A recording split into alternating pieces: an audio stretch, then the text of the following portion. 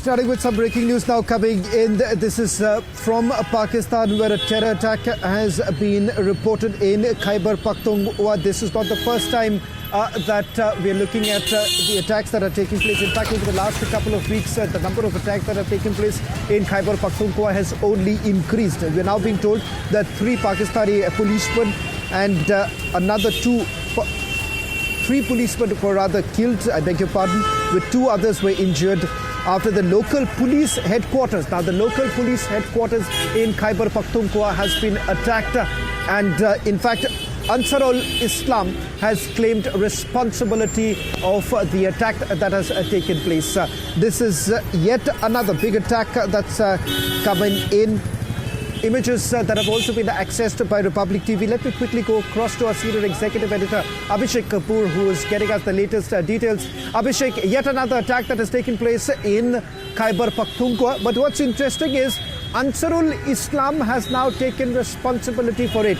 In fact, they have sent out their statement to a news agency, an international news agency, claiming responsibility for it.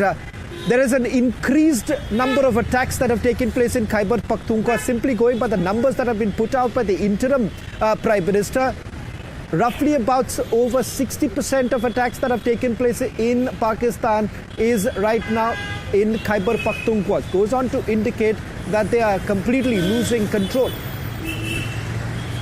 Well, and how, this is turning out to be the year of maximum number of terror attacks in Pakistan, Shawan, and mostly in Khyber Pakhtunkhwa and Balochistan. Remember, Ansarul-Islam, if I correctly remember, has carried out a major terror attack, perhaps second time in the last 3 or 4 months. The last one was when they had claimed responsibility of eliminating what they called an intelligence operative of the Pakistani army while inside a mosque.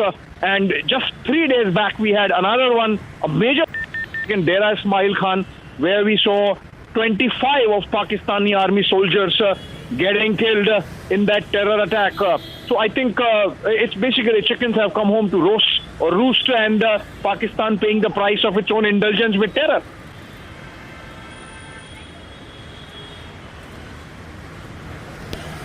Well, Abhishek, can I just take a quick question with you with regards to Ansarul-Islam? Because the previous attacks that have taken place in Khyber Pakhtunkhwa, it wasn't by Ansarul-Islam. In fact, some of the responsibilities was taken by TTP.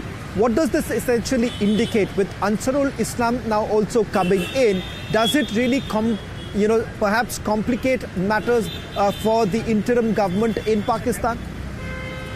Well, Shawan, so most likely these are all splinter groups of Tehreek-e-Taliban Pakistan, with the element of deniability coming in there. Because remember, the terror attack that happened 3 days back in Dera Ismail Khan, the responsibility was claimed by Tehreek-e-Jihadi Pakistan. Now, it seems like a new organization, and Pakistan is a little flustered. They don't know what to do. They have been trying to prevail upon the Kabul regime to sort of restrain the Tehreek-e-Taliban Pakistan and all these splinter terror organizations. But then, as I said, it is Pakistan's policy of indulging and sheltering terrorism for the last 3 decades, which has now brought it into a situation where it has no control whatsoever on any of these terror organizations. And Taliban, of course, keeping an arm's length, because remember, there is this brotherhood of Afghan Pathans, which binds Taliban and Tehreek-e-Taliban Pakistan, and they have flatly refused to do anything about it. So obviously Pakistan is left to fend for itself, and rightly so, because they are paying the price of their own indulgence with terror. Right. Well, thank you very much, Abhishek, for putting this into perspective.